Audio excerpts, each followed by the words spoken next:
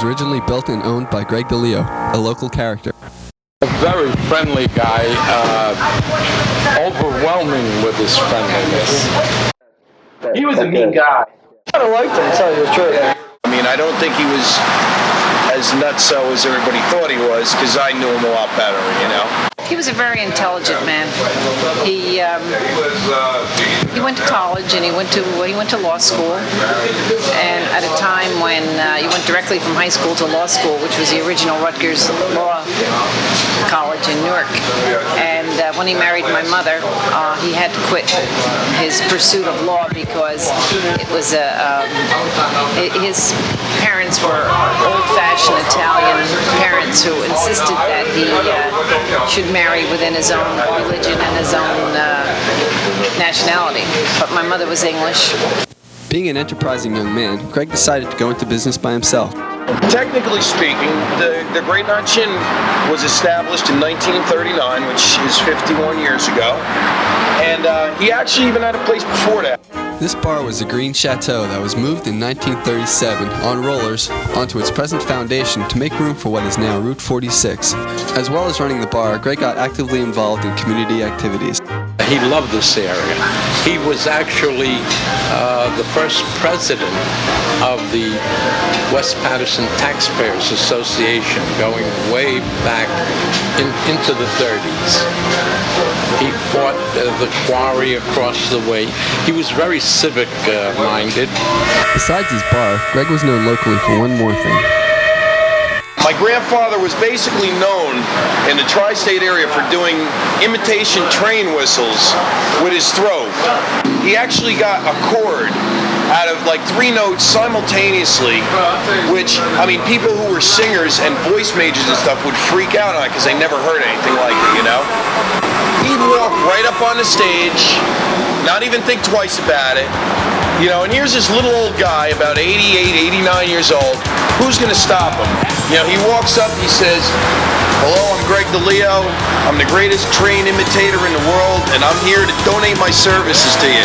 And once he started, people get such a riot out of him, they want to keep him up there. Okay, that's something you could say about my father. He was an absolute fearless man when it came to performing or his little hobby of the train whistling, that he absolutely didn't. He wasn't afraid of anybody, to the point of embarrassment to us. His imitations of trains were absolutely phenomenal. They were so realistic. You would actually think the train was coming through the bar, you know, because he had that down pat. As the years went on, Greg became very eccentric in his ways. His prices changed. I think it was a little bit ahead, you know. Some days he would charge 50 cents for a beer. Other days it'd be $2 for a beer. I guess you had to make it out somewhere, you know. You call my grandfather in a good mood, I mean, you'd love it, you know. I mean, that's the way he was.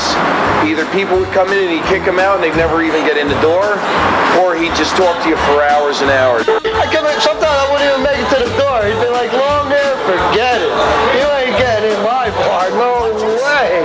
To me, I guess it was he couldn't cope with the change of the youth and how they dressed, and to him, long hair symbolized people who should have lived on the Bowery or something like that, you know, or the beginning of the 60s and the hippies. I was one of the people he didn't like. Greg wanted to keep out crime, wanted to keep out immoral activities, and he did. Before I knew Florence and, you know, her father, yeah, but he wouldn't serve me either. I came in with sandals and cut off jeans, the beard, and all I wanted was takeout, a couple sixes. He wouldn't serve me. He told me to get out, he was closed.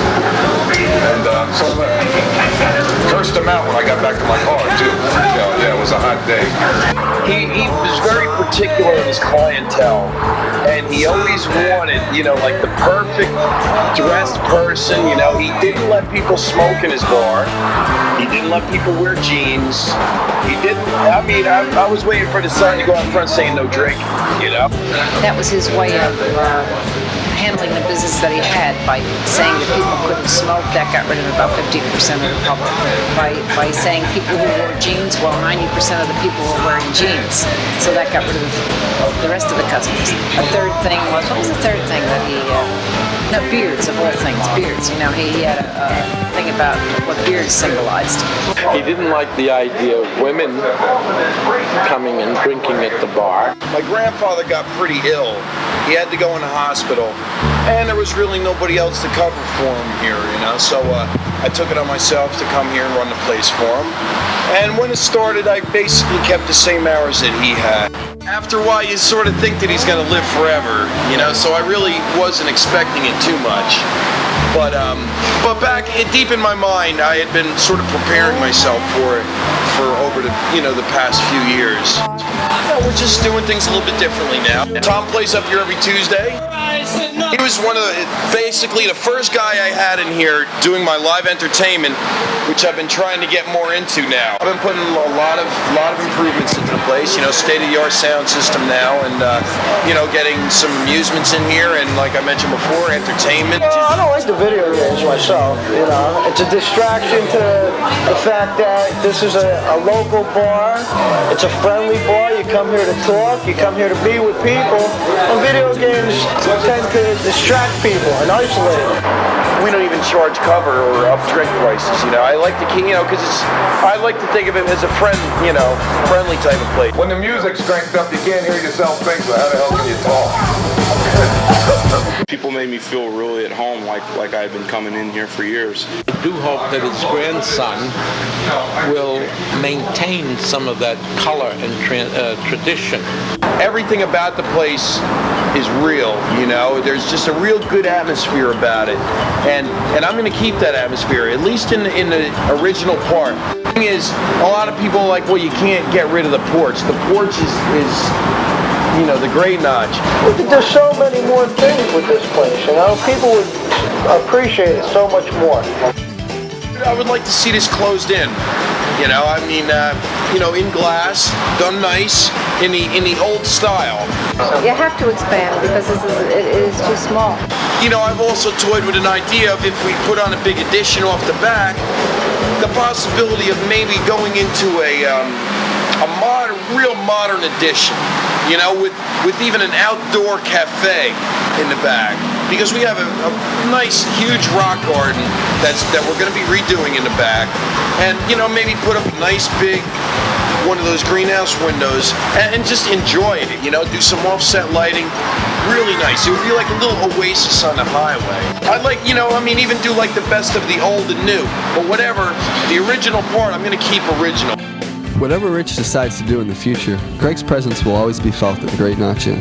Great Notch Inn and Greg DeLeo are synonymous. What it became was because of Greg DeLeo. You got to remember, times change, people change, you know, and you got to move on with the times, you know. That's one thing Greg didn't do, and for a long time this bar was empty, too empty. The best of a good drinking establishment with none of the negative aspects. And that is a tribute to Greg DeLeo.